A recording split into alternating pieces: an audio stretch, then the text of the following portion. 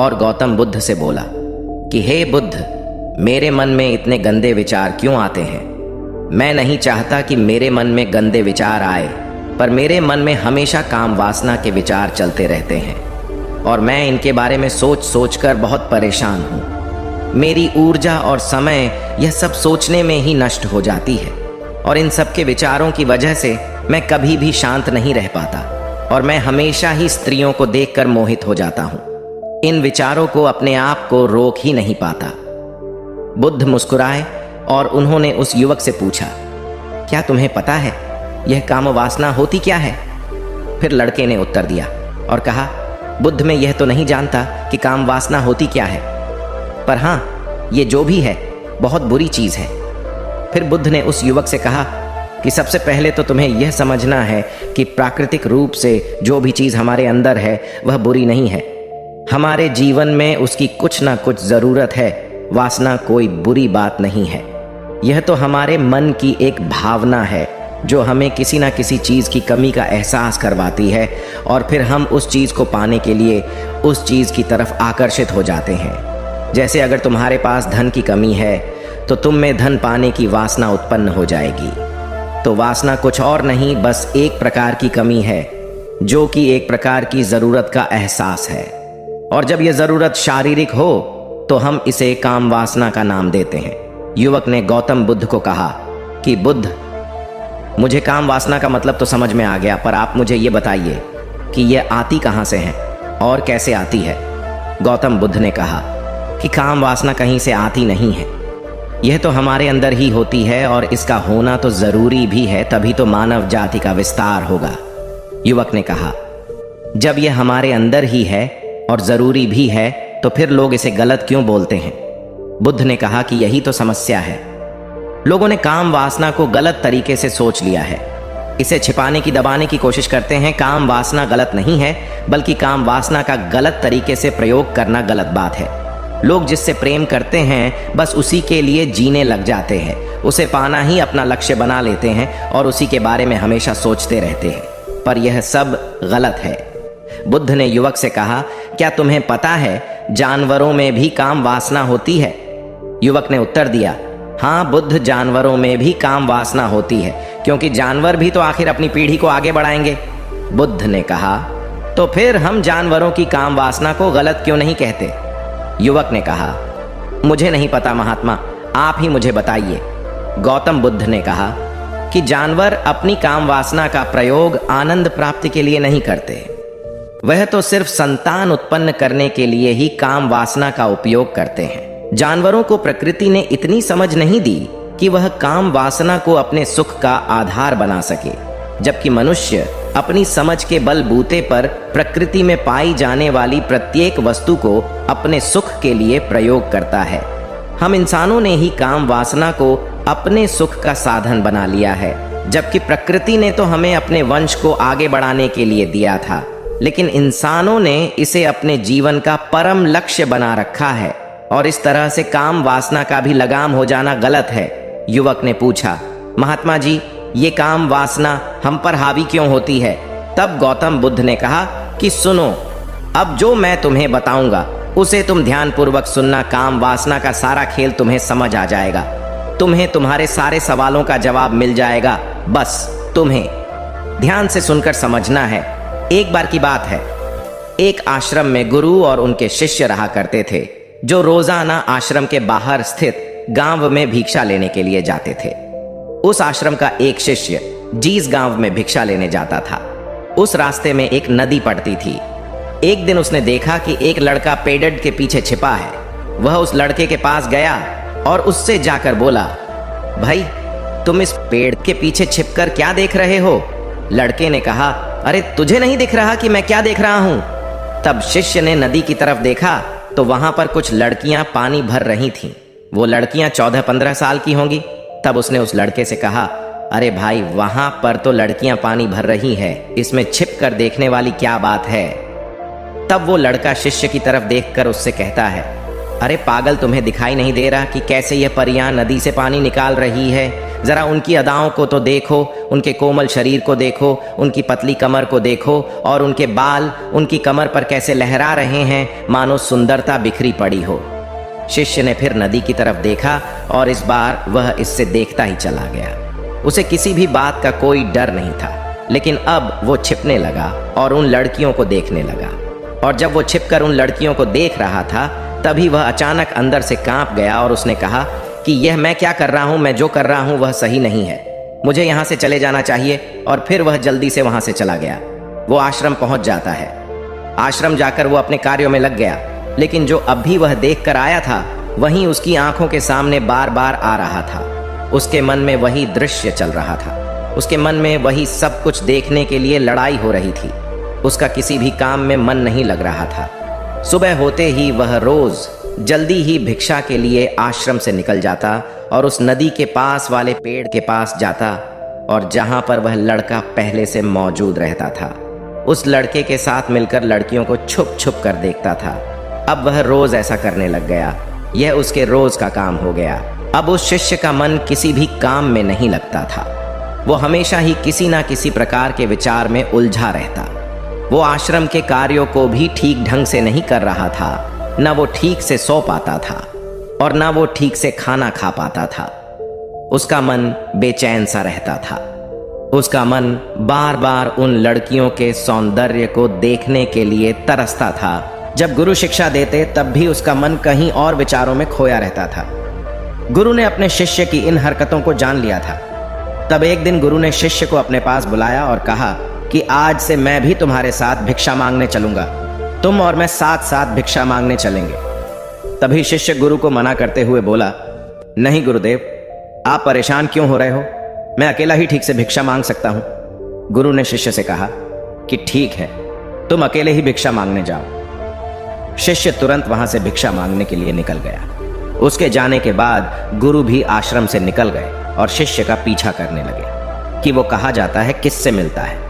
यह सब देखने के लिए उसके पीछे पीछे चलने लगे। थोड़ी दूर जाने के बाद गुरु ने देखा कि उनका शिष्य एक लड़के के साथ एक पेड़ के पीछे अपराधी की तरह छिपा हुआ है और छिपकर कुछ देख रहा था। गुरु भी अपने शिष्य के पीछे जाकर खड़े हो गए कि आखिर उनका शिष्य क्या देख रहा है, जिसे देखने के लिए वो पेड़ के पीछे अपराधियों की तरह छिपा पड़ा है। गुरु ने देखा कि उनका शिष्य पेड़ के पीछे छुपकर लड़कियों को देख रहा था जो कि नदी से पानी भर रही थी। तभी गुरु ने शिष्य को कहा कि तुम क्या देख रहे हो। अपने गुरु की आवाज सुनकर वह शिष्य घबरा गया और उसके पसीने छूटने लगे। वह थर थर कांपने लगा, जैसे किसी चोर को चोरी करते समय रंगे हाथों पकड़ लिया हो। उसकी हालत खराब हो गई। वो कुछ भी नहीं बोल रहा था। उसके मुंह से कुछ टूटे फूटे शब्द भी बाहर निकल रहे थे। वो अपने गुरु से नजर भी नहीं मिला पा रहा था। गुरु ने शिष्य की तरफ देखा और कहा कि मेरा शिष्य तो निडर था, उसे तो किसी भी चीज का डर नहीं था, लेकिन यह क्या तुम तो डर के मारे कांप रहे हो। शिष्य ने गुरु से कहा कि मुझे माफ कर दो गुरुदेव, मेरा इसमें कोई दोष नहीं है। उस लड़के ने मुझे बहका दिया था, लेकिन आपसे मैं वादा करता हूं कि आज के बाद मैं ऐसा कभी दोबारा नहीं करूंगा। मुझे माफ कर दो गुरुदेव। गुरु ने शिष्य से कहा कि कोई बात नहीं, पर इस बात का तुम ध्यान रखना कि हम जैसी संगति करते हैं वैसा ही फल हमें प्राप्त होता है। उसके विचार हमारे अंदर प्रवेश करते हैं, इसीलिए अच्छी संगति करो जिससे तुम्हारे अंदर अच्छे विचारों का प्रवेश हो। फिर गुरु और शिष्य आश्रम लौट आए और फिर से आश्रम के कार्यों पर ध्यान देने लगे। उसने उस रास्ते को छोड़ दिया और दूसरे रास्ते से जाने लगा। वो अपने काम को ध्यान से करता, लेकिन धीरे धीरे उसके अंदर क्रोध उत्पन्न हो गया और फिर वो दूसरों पर क्रोध करने लगा और बेचैन रहने लग गया। अब वो सही समय पर भोजन भी नहीं करता था। वो भोजन भी बहुत कम खाता था। एक रात गुरु शिष्य के पास आए और उसे बोले कि अब तक तुमने कितनी बार अपना वादा तोड़ दिया। यह सुनकर शिष्य अपने गुरु के चरणों में गिर गया और रोने लगा।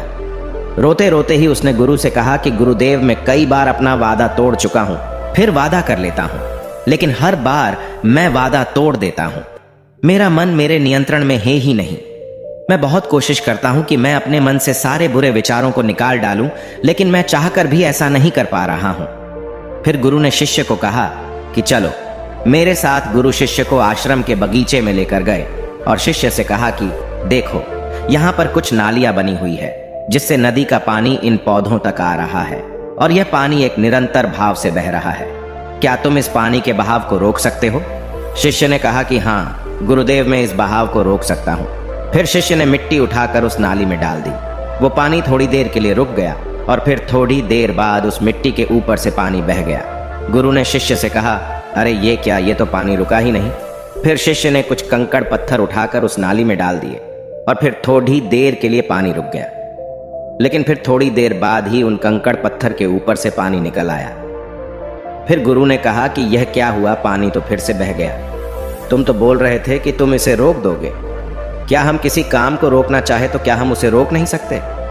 तब शिष्य ने कहा, कोई बात नहीं गुरुदेव, मैं इस पानी को तो आपको रोक के दिखाऊंगा। वह फिर से एक बड़ा सा पत्थर लेकर आया और उसे नाली पर डाल दिया और पानी रुक गया। तब गुरु से कहा कि देखा गुरुदेव, मैंने कहा था ना कि पानी को मैं रोक दूंगा। मैंने पानी को रोक दिखाया, आपकी बात मैंने पूरी कर दी। गुरु मुस्कुराए और बोले, अच्छा जरा ध्यान से देखो, पानी रुक गया। क्या वो तो पीछे की नाली तोड़कर बाहर आ गया और अगल बगल से बह रहा है? और ध्यान से देखो, इस पत्थर को आगे भी आ गया और ये पानी अपना रास्ता बदल कर फिर से आगे की तरफ बह जाएगा। और फिर थोड़ी देर बाद ऐसा ही हुआ। फिर गुरु ने शिष्य को समझाया कि तुम्हारे साथ भी तो ऐसा ही चल रहा है। तुम बार बार प्रयास कर रहे हो, बड़े से बड़ा प्रयास कर रहे हो, पर हर बार तुम्हारा प्रयास टूट रहा है और यह हमेशा टूटता ही रहेगा। तुम कितना भी बड़ा पत्थर रख लो, लेकिन पानी तो अपना रास्ता बना ही लेगा। यह सब देखकर गुरु से कहा कि हे गुरुदेव, क्या कोई तरीका नहीं है जिससे मैं गंदे विचारों से बाहर निकल सकूं और ये मेरे मन में आए ही नहीं? गुरु शिष्य को एक नदी के पास ले गए जहां से उस बगीचे में पानी आ रहा था। गुरु ने शिष्य से कहा, वो पानी इसी नदी से जा रहा है। अगर हम यहीं से उस रास्ते को बंद कर दें जहां से पानी बगीचे में जा रहा है, अब क्या हम पानी को रोक नहीं सकते? शिष्य ने कहा कि हाँ गुरुदेव, अवश्य ऐसा हो सकता है। मैं इस पानी को यहीं से बंद कर देता हूं, तब आगे की नाली में पानी जाएगा ही नहीं और फिर बगीचे में पानी जाएगा ही नहीं। फिर से नदी से जाने वाले रास्ते को बहुत मेहनत करके पत्थर और मिट्टी डाल डालकर बंद कर दिया और गुरु से कहा कि गुरुदेव, मैंने पानी को बंद कर दिया है, अब यह पानी बगीचे में जाएगा ही नहीं। तब गुरु ने कहा कि अगर पानी बगीचे में नहीं जाएगा तो पेड़ पौधों को पानी कहां से मिलेगा? उन पेड़ पौधों को तो पानी की आवश्यकता है और उन पेड़ पौधों में कुछ पेड़ पौधे तो ऐसे हैं जिनको रोज पानी की आवश्यकता है। वह तो मुरझाकर मर ही जाएंगे, उनका क्या होगा? पानी तो हमें खोलना ही होगा। शिष्य ने गुरु की बात सुनकर वापस नदी से जाने वाले पानी का रास्ता खोल दिया। तब गुरु ने शिष्य से पूछा कि अगर हम इस नदी के पूरे पानी को बगीचे की तरफ मोड़ दे तो क्या होगा? तब शिष्य ने जवाब दिया कि गुरुदेव, वहां पर जितने भी पेड़ पौधे हैं वो गलकर नष्ट हो जाएंगे, वहां पर कुछ नहीं बचेगा। फिर गुरु मुस्कुराए और बोले, तुम इस बात को समझो कि हमें किसी भी चीज को रोकना नहीं है, बस हमें हमेशा संतुलन बनाए रखना है। कम पानी से भी पौधे नष्ट होते हैं और ज्यादा पानी से भी पौधे नष्ट होते हैं। हमारा जीवन संतुलन से ही चलता है। गुरु ने शिष्य से कहा कि अगर मैं तुम्हें कहूं कि तुम आम के बारे में मत सोचो तो तुम्हारे मन में सबसे पहले किसका चित्र आएगा? शिष्य ने कहा कि गुरुदेव, मेरे मन में तो पहला चित्र आम का ही आएगा। गुरु ने कहा कि जब हम गंदे विचारों को जबरदस्ती रोकने का प्रयास करते हैं तो वह और मजबूती के साथ हमारे अंदर प्रवेश करते हैं और ज्यादा हमारे अंदर उठते हैं। इसीलिए हमें उन्हें कभी भी दबाने की कोशिश नहीं करनी चाहिए। फिर गुरु ने शिष्य को जाते हुए कहा कि हमारे गंदे विचार बुरे लोगों की संगति करने की वजह से भी आते हैं। कई बार क्या होता है कि कामुकता हमारे अंदर होती नहीं है, लेकिन कुछ अश्लील लोगों के साथ रहने की वजह से ये हमारे अंदर हावी हो जाती है। फिर शिष्य ने कहा कि गुरुदेव, आप सही कह रहे हैं, मैं अपने मार्ग से भटक गया था। फिर वो शिष्य उस रात बहुत ही चैन की नींद सोया। सुबह अपने कार्यों को पूरे मन से किया और फिर सुबह वो भिक्षा लेने के लिए उसी रास्ते से गया जहां वह लड़का आज भी पेड़ के पीछे छुपकर उन लड़कियों को देख रहा था। वो शिष्य नदी पर गया जहां वह लड़कियां पानी भर रही थीं। उसने उन लड़कियों से पानी मांगा। उन लड़कियों में से एक लड़की ने उसे पानी पिलाया और उस सन्यासी शिष्य के चरण छुए। शिष्य ने उसे आशीर्वाद दिया कि तुम्हारा कल्याण हो। उसका मन सकारात्मक ऊर्जा से भर गया। उसके चेहरे पर मुस्कान आ गई थी, जैसे कि उसे कुछ खोया हुआ वापस मिल गया हो। वह वापस अपने रास्ते से जाने लगा। तभी पीछे से वह लड़का आ गया जो पेड़ के पीछे छुपा हुआ था। वह शिष्य के पास आया और बोला कि क्या बात है, आज तो तुमने नजदीक से दर्शन कर लिए, तुम तो मुझसे भी आगे निकले। तब शिष्य ने कहा कि हम हमेशा दूसरे के दर्शन करने में ही व्यस्त रहते हैं, अपने दर्शन कर ही नहीं पाते। तुम कब तक इस पेड़ के पीछे छुपते रहोगे? किसी को पसंद करते हो तो उससे बोल दो, अगर वो भी तुम्हें पसंद करती है, और शादी कर लो। पर उससे पहले तुम कुछ बन जाओ तथा अपने आप को पहचान लो। ऐसे अपना समय बर्बाद मत करो। फिर वह लड़का रोज उससे मिलने लगा और उस लड़के ने नदी पर जाना छोड़ दिया। और फिर वो लड़का अपने जीवन में कुछ बनने के लिए संघर्ष करने लगा। तो तुमने देखा